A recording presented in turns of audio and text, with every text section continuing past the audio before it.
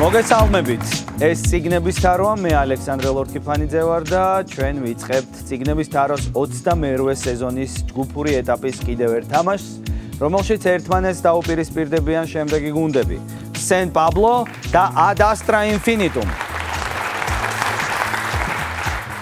აი გამარჯობა მეგობრებო, როგორ ახართ? ხართ თამაშის ხასიათზე? საინტერესო კითხვების მოსმენის, გამოცნობის და ქულების მოპოვების ხასიათზე. მე წარმატებებს გისურვებთ, რა თქმა უნდა. თამაშის ბოლოს დაგასაჩუქრებთ, რა თქმა უნდა, წიგნების თაროსგან, თუმცა მთავარი საჩუქარი დარწმუნებული ვარ, თითოეულისთვის იქნება გამარჯვება, ქულების მოპოვება, ქვეჯგუფში ადგილის განმტკიცება და ბრძოლა მთავარი პრიზისთვის, რომელიც გახლავთ საზაფხულო სკოლა კემბრიჯში. წიგნების თაროს 22-ვე სეზონის პარტნიორია გამომცემლობა ინტელექტი და ახლა კი შეგვიძლია დავიწყოთ თამაში, თუ თქვენი თანხმობაც მექნება. მაშ დავიწყოთ თამაში წიგნების თარო. პირველი რაუნდი. პერსონაჟი.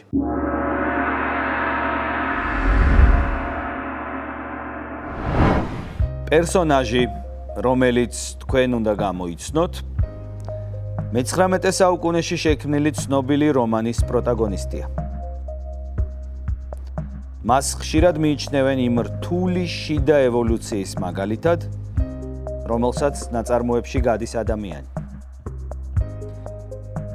გულუბრყვილოდ მომწყდარი საკუთარი ეპოქის ქაოსს, ის გონსა და გრძნობას შორის მერყეობს. თავდაპირველად ელიზაბეთ ბენეტი ხო არა? ელიზაბეთ ბენეტი. რადგან გონი და გრძნობა ვახსენეთ. საინტერესო დაკვირვებაა სამუკა. მაგრამ ეს არ არის სწორი პასუხი. ეს არ არის სწორი პასუხი სამწუხაროდ. ვაგრძელებ შეკითხვას Ad Astra-სთვის. თავდაპირველად ის წარმოგიდგება როგორც გაუწონასწორებელი, ემოციურად დაუცველი მამაკაცი, რომელსაც სურს მნიშვნელოვანი იყოს. თუმცა ვერ ხვდება რას ნიშნავს ეს. მისი ცხოვრების გზაზე გავლენას ახდენს რამდენიმე ძლიერი ფიგურა. მათ შორის თავისი ნახევარ-ძმა, პოლიტიკაში ჩართული მეგობარი და ქალი. გეტყვით იმასაც, რომ იგი ევროპიდან ბრუნდება და ნაპოლეონის წინააღმდეგაც იბრძვის, რა დროსაც ტყვედ ჩავარდება. ვერსია არ არის 30 წამი გაქვთ ფიქრისთვის, მეგობრებო. მშვიდობიდან ბელხონსკი თუ როგორი? ანდრეი ბალკონსკი. დავაჭირო. ბალკონსკი. ვინ? ანდრეი ბალკონსკი. ბალკონსკი. ანდრეი ბალკონსკი. ომი და მშვიდობა. ანუ თქვენი ვარაუდეთ, რომ ხო, საქმე გვაქვს რომანთან ომი და მშვიდობა. სამწუხაროდ ეს არ არის სწორი პასუხი. არა, არ არის სწორი პასუხი. ბალკონსკისგან ოდნავ გვერდით უნდა გაგვეხედა, რომ სწორი პასუხი გვეპოვა, იმიტომ რომ ეს არის არა ბალკონსკი, არამედ პიერ ბეზუხოვი. პიერ ბეზუხოვი რომანს აბსოლუტურად სწორად მიხვდით, მაგრამ სხვა პერსონაჟზე იყო ამ შემთხვევაში საუბარი. არა უშავს, პირველი რაუნდი გავიარეთ, ორივე გუნდმა მოთელვა შეასრულა, შეიძლება ითქვას და გავაგრძელოთ ახლა თამაში. მეორე რაუნდი. ციტატა.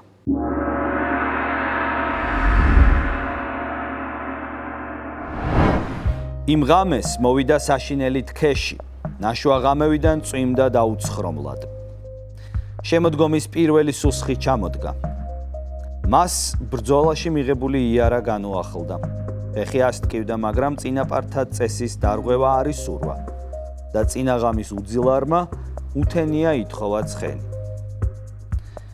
მოლარემ აღვირი მოართვა, ლაგამი ამოსდო ოქროსფერ ულაყს. მერმე ზარდახანის მეჯინიბე მიეჭრა, საყბეური შეუსხა. ზარდახანის მოლარემვე შეუდგა უნაგირი. შეჯდა იგი და ზარდახნის უხუცესმა მათრახი მიართვა. დაწინაურდნენ აზუხჩი და ზარდახნის უხუცესი. მან ცხენს მათრახის წყვიტა, უკან გამოუდგნენ მერემეთ უხუცესი, მენადირეთ უხუცესი და ბაზიერნი. ატყდა ბუკის ცემა ნაკრძალში. სპილენძის დაფდაფებს ცემდნენ მეითარები და მარეკები. უცნაურის ღრიანცელით მოსდებოდნენ ტყეს. დიდოსტატის მარჯვენა. დიდოსტატის მარჯვენა. ენით გავს. რატო?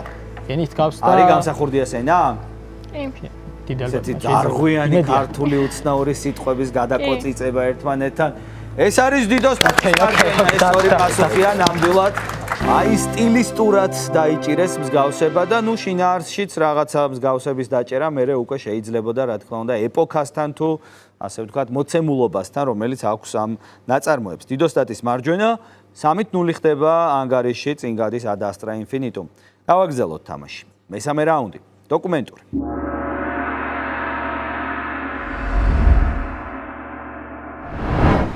გამოიცანით ნაწარმოები რომელიც პირველად საუკუნის დასაწყისში გამოიცა და მალევე ბესტსელერად იქცა. ეს გასაკვირი სულაც არაა. ვინაიდან ქართველებისთვის უსაყვარლესი ადამიანის შვილს უკავშირდება. ავტორის მხატვრული ოსტატობის ღრმა მგრძნობელობისა და გემოვნების დამსახურებაა, რომ ამ წიგნ მონოლოგში სრულყოფილად შეულამაზებელი და ამის გამო სრულად დამატყობებელი რეალურობითაა გამოკვეთილი თავად მთხრობლისა და მისი მამის გენიალური ქართველი პოეტის პორტრეტები. ფშავური კილოკავის მაგიური ხიბლით დამუხტული ეს წიგნი თავისი ეპიკური შინაარსით რომანსაც უტოლდება. კითხველს კი ვაჟა-ფშაველას პიროვნულ და შემოქმედებით სამყაროსთან კიდევ უფრო ახლოებს. ვერსია არ ჩანს 30 წამი იფიქრეთ. ლეინას დაწერილია მეფშოველას და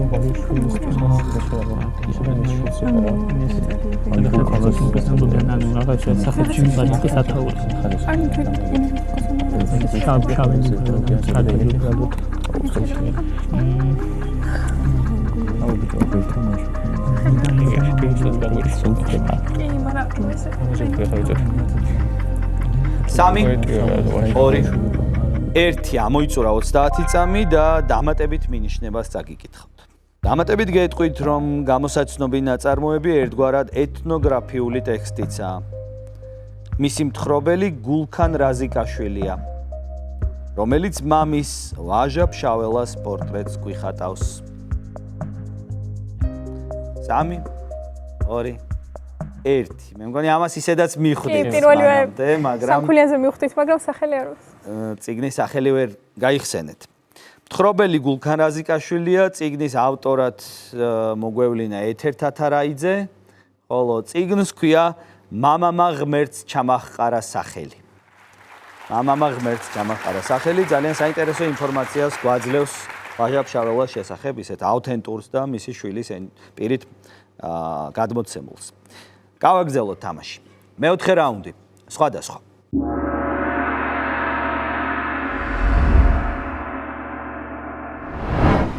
თქვენ უნდა დაასახელოთ ტოპონიმი, რომელიც ქვეყნის სამხრეთ-დასავლეთ ნაწილში მდებარეობდა.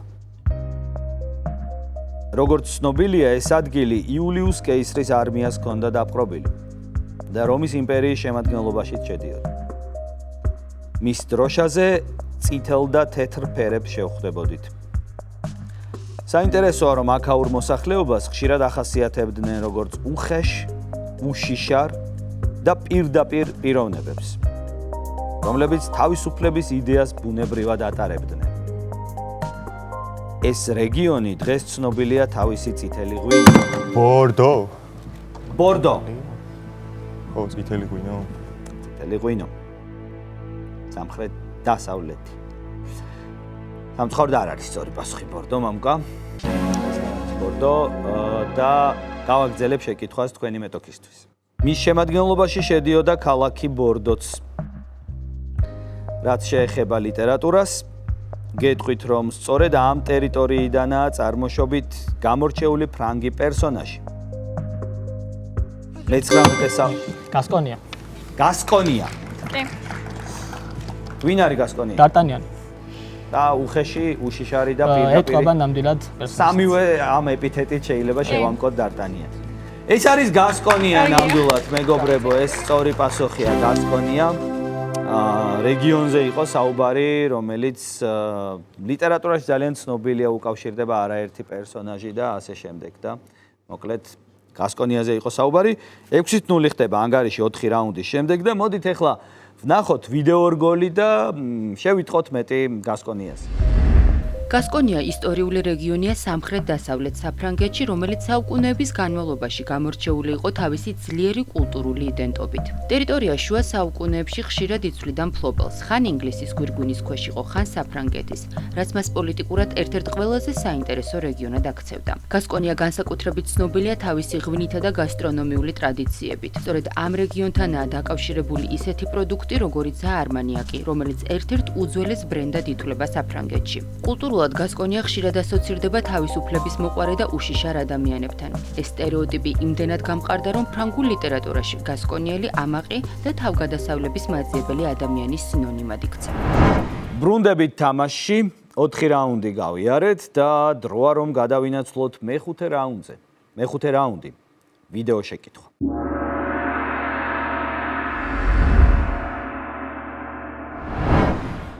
თქვენ უნდა გამოიცნოთ ავტორი, რომელიც მე-20 საუკუნის 60-იან წლებში დაიბადა.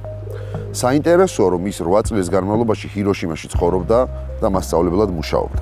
მის ნაწარმოებებში ხშირად შეინიშნება როგორც რეალისტური, ასევე ფანტასტიკური ელემენტების ინტეგრაცია, ისე რომ ჟანრის მკაფიო საზღვრები ბურუსითაა მოცული. იგი ცნობილია ისეთი ტექსტებით, რომლებიც დროისა და სივრცის წინააღმდეგ მოძრავ ისტორიებს შეიცავს. მათში შეტანილი პერსონაჟების ბედი ერთმანეთზე უცნაური გზებითაა გადაჯაჭვული. მისი ცნობილი ნაწარმოები, რომელიც 2004 წელს აჭერს ადასტრა დევიდ მიჩელი. რატომ? აღწერა შემთხვევა, რომ ანუ სიუჟეტების აგებულება როგორც არის და როგორც უკავშირდება, რომელ ნაწარმოებში მაგალითად? ღრუბების ატლასი და მგონი დრო შეწმეთულა. იმედია. 2004 წელი. იმედია. ძალიან ადრე ხო არ არის, უпроსტად ძალიან გვიანი ხო არ არის. ასე თუ ისე მიღებულია ეს ვერსია და ეს ვერსია სწორია. რა გავაკეთო, ეს დევიდ მიჩელია ნამდვილად, მეგობრებო, ღრუბლების ატლასის ავტორი. დევიდ მიჩელი მუდმივად ეთამაშება დროს, სივრცეს, სიუჟეტურ ხაზებს ისე ხლართავს, რომ ვერ გაიგებ ხან სად იწყება, სად თავდება და მოკლედ ამ შემთხვევაში ყველაფერი მკაფიოა დევიდ მიჩელის რომანებისგან განსხვავებით. 3 ქულა აქვს გუნდს Ad Astra Infinitum. მეგობრებო, ნუ მოიწყენთ, წინ კიდევ 4 რაუნდია, 9-0 ანგარიში, მაგრამ ვაგრძელებთ ჩვენ. მე-6 რაუნდი, ასოციაცია.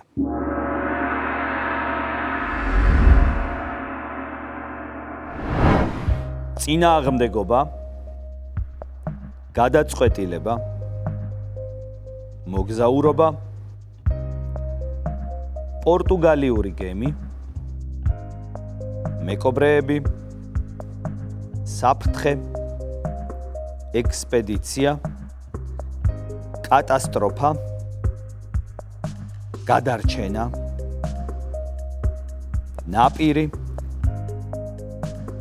კანიბალები, საჭმელი, მარტოსულობა, მეგობარი. რავი, რობინზონ კრუზოა. რავი. დიდი ხანი ითმინე. ხო, ართურ გონდონ პიმის ნაამბობი და ძალიან შორს წავედით. და მოდი იყოს მარტივად საქმე. ხანდახან მარტივი გადაწყვეტილებების მიღება ჯობია. ეს სწორი პასუხია, ეს არის რობინზონ კრუზო, ნამდვილად დენიელ დეფოს ძალიან ცნობილი უკვდავი ნაწარმოები სათავო გადასავლო რობინზონ კრუზო, რომელსაც ორიგინალი სათაური ძალიან გრძელი აქვს, რაღაც 27 სიტყვა თუ რაღაც და ნუ მათქმევინებთ ახლა. რობინზონ კრუზოთი შემოვიფარგლოთ. 3 ქულა სენ პაბლოს აქტივში და გავაგრძელოთ ჩვენი თამაში. მე-7 რაუნდი. ავტორი.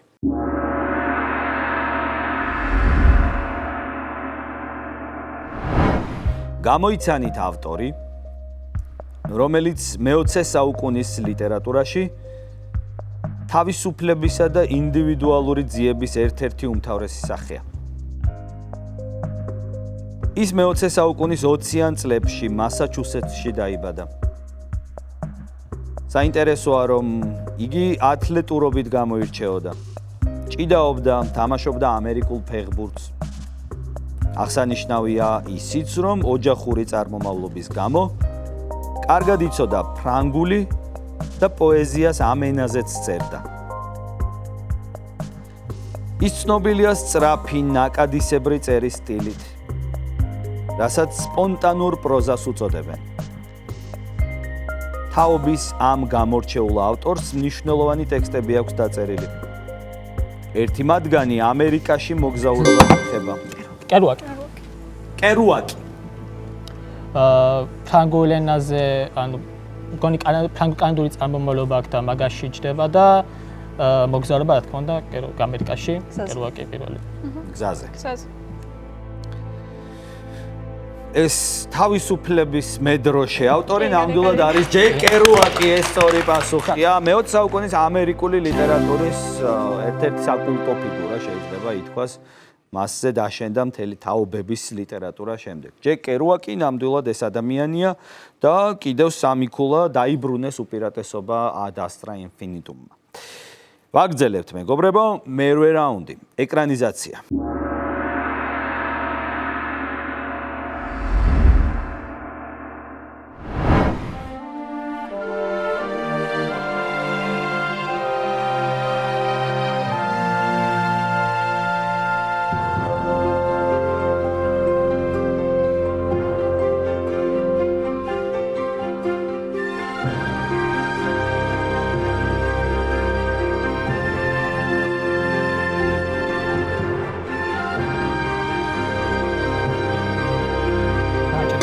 აჭერს უბის ციგნაკი. რა? უბის ციგნაკი. უბის ციგნაკი. საკმაოდ რისკიანად თამაშობთ, მინდა გითხრათ. საკმაოდ. მაგრამ გავდა კადრები ძალიან გავდა. ახ, თან 3 კვირის წინ უყურე და მახსოვდა. მიჭირ შემოგედაო ასეთ დროს, მაგრამ ეს არ არის სწორი. ეს არ არის სწორი პასუხი და სენ პაბლო გააგრძელებს ეკრანიზაციის ამონარიდების ყურებას.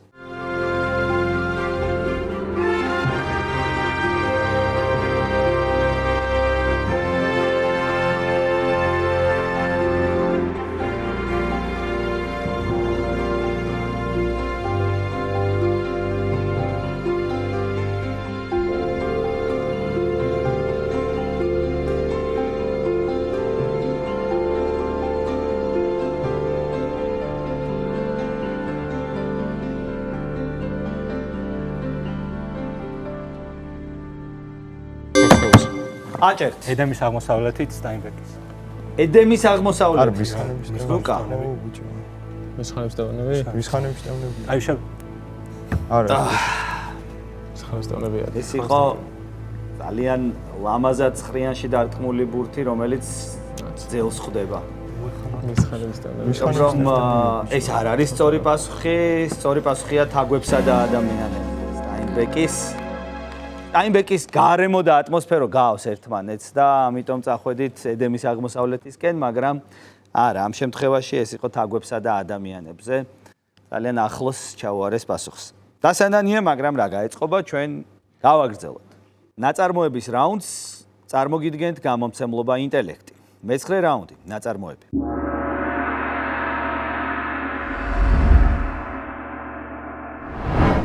გამოიცანით ნაწარმოები, რომელიც მე-20 საუკუნის 80-იან წლებში გამოიცა და ფსიქოლოგიური თრილერისა და ჰორორის ჟანრში ერთ-ერთ ყველაზე დასამახსოვრებელ ტექსტად მიიჩნევა. საინტერესოა, რომ მწერალს მთავარი ანტაგონისტის შექმნის იდეა მაშინ გაუჩნდა, როცა ის სიზმარში ნახა. აღსანიშნავია, რომ ავტორი წერის პროცესში ხშირად ფიქრობდა პირად შიშებსა და დამოკიდებულებების თემებზე. მიზერი. რატო? უნდა ამიხსნათ, იმიტომ რომ რავი, როგორც ავტორის შიში, როგორც აი გადამეტებული ფანის მიმართ შეიძლება ეს ყოფილიყო საბაბი რომ შექმნა. თვითონ კინგსაც შეიძლება ესე ეშინოდა, რომ გამოიჭერდნენ და დააწერინებდნენ ორი ბესტსელერს. მილოთა ყველაზე ახლოს. კი. ეს არის მიზერი. ეს სწორი პასუხია. მიზერულ შანსსაც კი იყენებენ სათავისოდ, რომ მოიპოვონ ქულები ad astra infinitum და ზრდიან საკუთარ უპირატესობას მეცხრე რაუნდის ბოლოს. ხო ჩახ, მეგობრებო, ნამდვილად ჩემი აზრით ამ ინფორმაციაზე რთული გასარისკე იყო, იმიტომ რომ შეიძლება რაღაც სხვა რომანებიც გაგახსენდეს უცებ. ხოჭა. სანამ ქართულ ეტაპზე გადავიდოდეთ, მოდით ვნახოთ კიდევ ერთი შემეცნებითი ვიდეო რგოლი.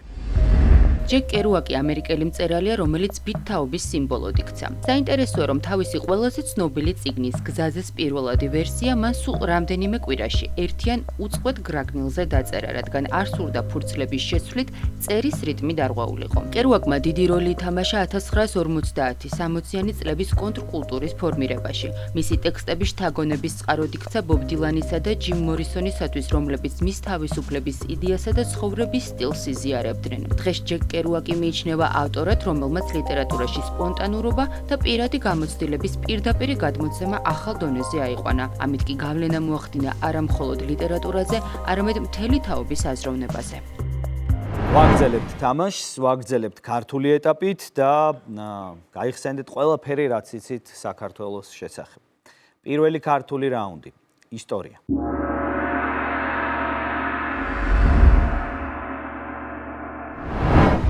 თქვენ უნდა გამოიცნოთ მოვლენა, რომლის მიზეზადაც საქართველოს პოლიტიკური კურსი შეიძლება მივიჩნიოთ. ხელშეკრულების ერთგულმა მეფემ მტრის განრისხება გამოიწვია. სწორედ ამიტომ აღა მაჰმად ხო, წანისის ბრძოლა. ეს არის წანისის ბრძოლა, ეს ორი პასუხია ნამდვილად. წანისის ბრძოლა, აღა მაჰმად ხანი გაისმა თუ არა მაშინვე სენ პაბლომ გამოიყენა თავისი შანსი და ორი ქულა დაიმატა აქტივში. გავაგრძელოთ თამაში. მეორე ქართული რაუნდი, გეოგრაფია.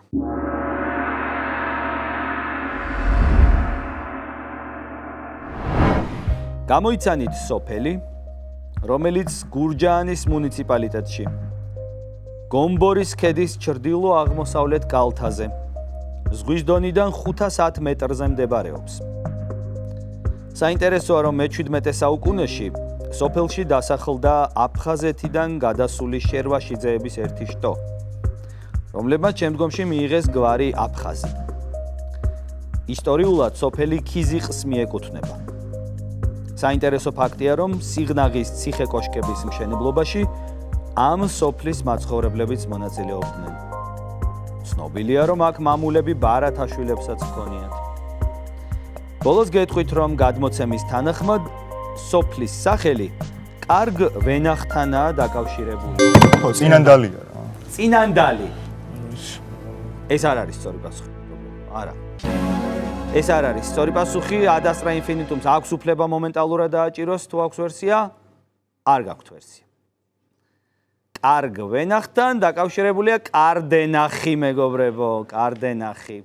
სიტყვების თამაში იყო ამ ამბავში ჩადებული. ანგარიში არ შეცვლილა, გადავიდეთ შემდეგ რაუნდზე. მესამე ქართული რაუნდი, კულტურა.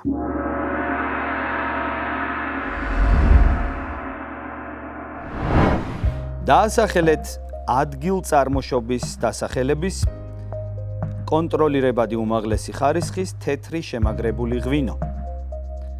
იგი მზადდება რქაწითელის, ხიხვის და მწვანე კახურის ჯიშის ყურძნის დურდოს დაყოვნებით და მისგან მიღებული მადუღარი ტკბილის დასპირტვით. ის ხასიათდება ქარვისფერი ჯიშური არომატით, თაფლის ტონებით, ჰარმონიულობითა და ზომიერი ეფექტულობით. ქინძმარაული ხო? ქინძმარაული. არ არის ეს სწორი პასუხი, მამკა. ეს არ არის ქინძმარაული, გავაგრძელებ შეკითხვას ადასტრასთვის. ჰარმონიულობითა და ზომიერი ექსტრაქტულობით. ბოლოს გეტყვით, რომ ამ ღვინის მოცულობითი სპირტშემცველობა უნდა შეადგენდეს 18%-ს. 3 2 1 ეს ღვინო, მეგობრებო, არის კარდენახი.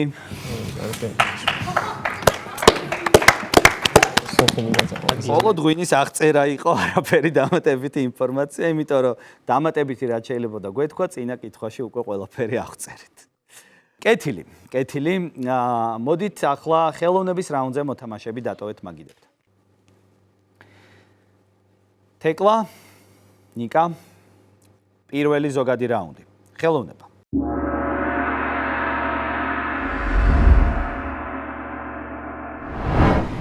დაასახელეთ სერიალი, რომელიც 2021 წელს გამოჩნდა. მან მალევე მოიპოვა კრიტიკოსთა აღიარება და უამრავი ჯილდო, მათ შორის ოქროს გლობუსიც. შოუ ეხება ისეთ თემებს, როგორებიცაა სოციალური დაძაბულობა, კლასობრივი წინააღმდეგობები და ადამიანური სისუსტეები. ყოველი სეზონი ახალი ლოკაციითა და პერსონაჟებით ფსიქოლოგიურ თავსატეხს წარმოადგენს. დარკი ხო არა შემთხვევით? დარკი. ლოკაციები ეგრე მკაფიოდ იცვლება? ნუ მომავალი წარსული და ასე. სამწუხაროდ ეს არ არის სოციალური. ეს არ არის დარკი, თეკლასთვის გამოსწორებს.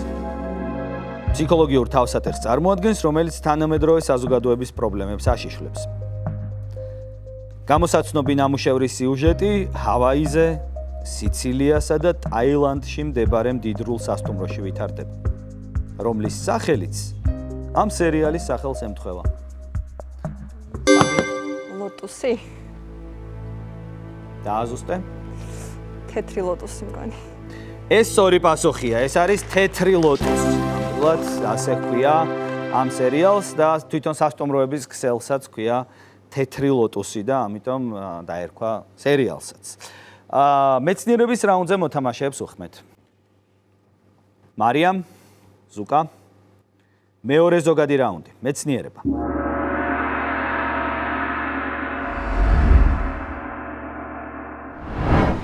თქვენ უნდა დაასახელოთ პროცესი, რომელიც მე-20 საუკუნიდან მოყოლებული კაცობრიობის ერთ-ერთ უდიდეს გამოწვევას წარმოადგენს.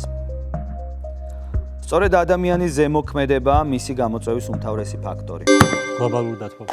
ეს არის გლობალური დათბობა, ეს სწორი პასუხია. ზუკამ დაიჭირა თავიდანვე ჩვენი მინიშნება და მართლაც გლობალური დათბობა დღესდღეობით ერთ-ერთი მთავარ გამოწვევად მიიჩნევა მსოფლიოში. სპორტის რაუნდზე მოთამაშეებს უხმეთ.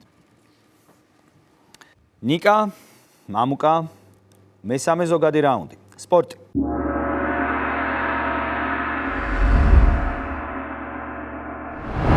შეეცადეთ დაასახელოთ სპორტსმენი, რომელიც 21 საუკუნის დასაწყისში დაიბადა.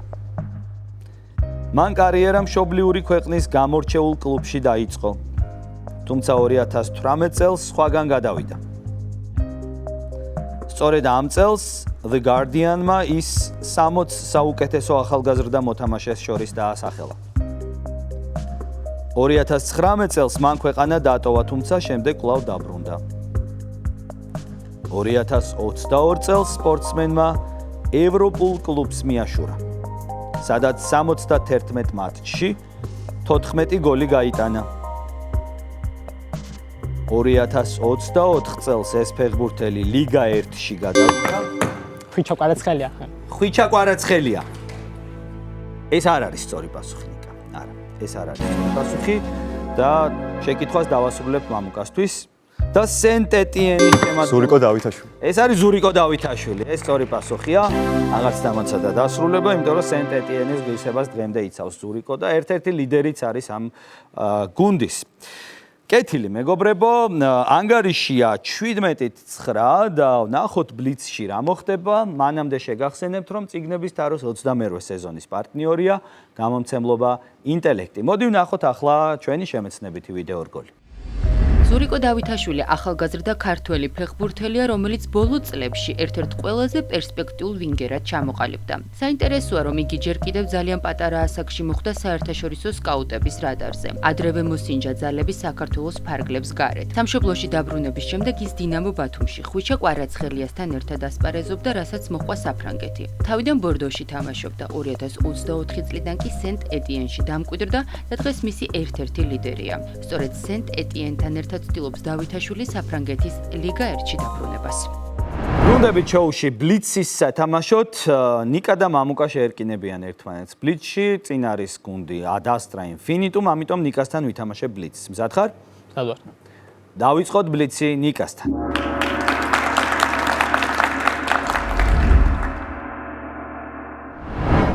დავიწყოთ. სადაური ავტორია კნუთ ჰამსუნი. ნორვეგიელი. სწორედ მინდაწერა გზაზე ერთი კაცი მიდიოდა. კაჩხა ჭალიძე. ჭილაძემ, რომელ საუკუნეში გამოიცა ტარას ბულბა. მე-19. სწორედ ისმაილ კადარის გახლეჩილი. აპრილი. სწორედ ლინდგრენთან რა ერქვა პეპის მაიმუნს. შემდეგი. ნილსონი, ვის პერსონაჟია ყვარყვარე თუთაბერი. პოლიკარპი კაკაბეც. სწორედ რით მოიწამლა თავი მადამ ბოვარმა. ვაშლით. დარიშხანით ვაჟასთან რა ქვია გველის ჭამელს. არჩებელ რეკეში. მინდია, რომელ ავტორთან ხვდებით ფელიქს ჰონიკერს. შემდეგი. ვონეგუტი შექსპირთან რა ქვია ლირის უმცროს ქალიშვილს. კორდელია. სწორედ რომელ მწერალთან ხვდებით პლანეტა ანაკრეონს. აზიმოვი. სწორედ მითოლოგიაში რის ღმერთი არესი. ომის. სწორედ ვის ციგნია ბოლოზარი. გუღაძე. სწორედ რა არსებაა პადინგტონი. დათვი. სწორედ როგორ ლაქას ხვდებით ფილმში. ადამიანური. სწორედ ტოლკინთან რა არსებაა თორინი. ადამიანი. ჯუჯა, რომელიც ციგნის პერსონაჟია პიტა მელარკი. შიმშილს თამაშობს. სწორედ ჰანტერ თომპსონის ზაფრა და გულისრევა. ლას-ვეგასში. სწორედ სადორი მწერალია ჩარლზ დიკენსი. ინგლისელი. სწორედ რომელ საუკუნეში მოღვაწეობდა მიხეილ ჯავახიშვილი. მე-20. სწორედ რა ქვია მეფე ართურის ხმალს. ექსკალიბური. სწორედ მიშელ ველბეკის რუკადა. ტერიტორია. სწორედ VCPS-ების ტრილოგია ორესტეა. სოფაკ. ესკილეს, რომელ სოფელში დაიბადა ტიციან ტაბიძე. სხვით. შემდეგ. ჭყვისში. დრო ამოიწურა და ნიკამ დააგროვა 16 სწორი პასუხი. აპლოდისმენტები ნიკას. მე კი ვინაცვლებ მამუკასთან, რომელიც ასევე ითამაშებს ახლა ბლიცს. მზად ხარ მამუკა?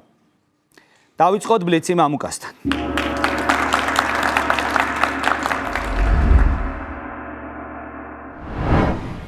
დავიწყოთ. სადაური ავტორია ლუი ფერდინანდ სელინი. თანგი. სწორედ მინდაწერა სამოსელი პირველი. დოშანაშვილი. სწორედ რომელ საუკუნეში გამოიცა მატეო ფალკონე. მე-19. სწორედ მილორ პავიჩის ხაზარული. სიტუსონა. სწორედ ლინდგრენთან რა ერქვა პეპის ვილას. ეს იგილიყო. სწორედ ვის პერსონაჟია ჰაკიაცბა. ფიაჩელი. სწორედ რომელმა ტრანსპორტმა იმსხორპლა ანა კარენინა. მატარებელი. სწორედ ვაჟასთან რა ქვია ჯოყოლას ცოლს. აღაზა. სწორედ რომელ ავტორთან ხვდებით რიგ დეკარტს. დესა, დიკი. სწორედ შეგვიძლია რა ქვია პოლონიუსის ქალიშვილს. ოფელია. სწორედ რომელ მწერალთან ხვდებით პლანეტა არაკის. ისა შემდეგი. ჰერბერტთან მითოლოგიაში რის ღმერთია პოსეიდონი. ზღვის. სწორედ ვის ციგნია სხვა ამსტერდამი. ტურაშვილი. სწორედ რა არსებაა სტიუარტ ლიტლი. თაგვი. სწორედ სადორე პასტორალს ხვდებით. ამერიკული. სწორედ ტოლკინთან რა არსებაა ლეგოლასი. ელფი. სწორედ რომელი ციგნის პერსონაჟია ტრის პრაიორი. ისა შიმშილი თამაში. განსხვავებული კენკიზის გუგულის ბუდეზე სხვა. სხვა გადაფრინდა. სწორედ სადორე მწერალია მარკ ტვენი. ამერიკელი. სწორედ რომელ საუკუნეში მოღვაწეობდა კონსტანტინე გამსახურდია. მეოცე. სწორედ რა ქვია მეფე არტურის ლეგენდარულ სამეფოს. ეს კამელოტი. სწორედ მიშელ ველბეკის კუნძულის. შესაძლებლობა. სწორედ ვის პიესაა ოიდიპოს მეფე. სოფოკლე. სწორედ რომელ სოფელში დაიბადა გიორგი ლეონიძე. ატაძეუსი. სწორედ ბიბლიაში ვინაიდან ერთმანეთისთვის ისააკი და აბრაამი. მამაშვილი. სწორედ რომელ ქალაქში დაიბადა ვლადიმირ მაიაკოვსკი. ბაგდადი. სწორედ რაინას დაიწერა ტრამვაის სახელად სურვილი. ინგლისური. სწორია, დრო ამოიწურა.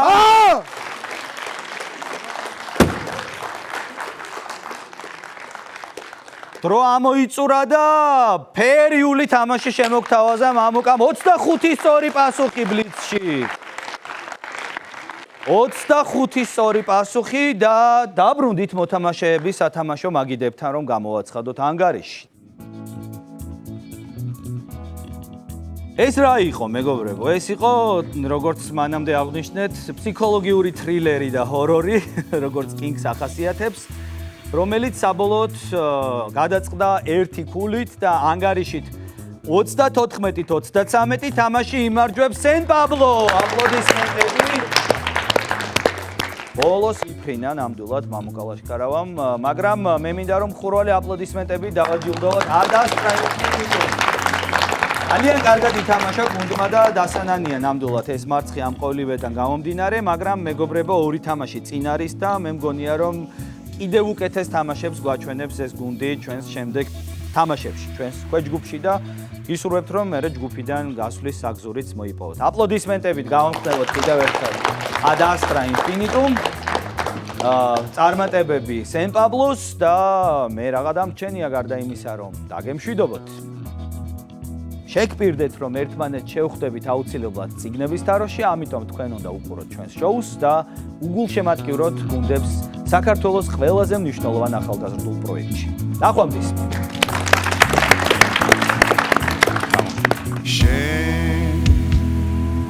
ვერ მასწავლი ჭკუას ან ბანგანდო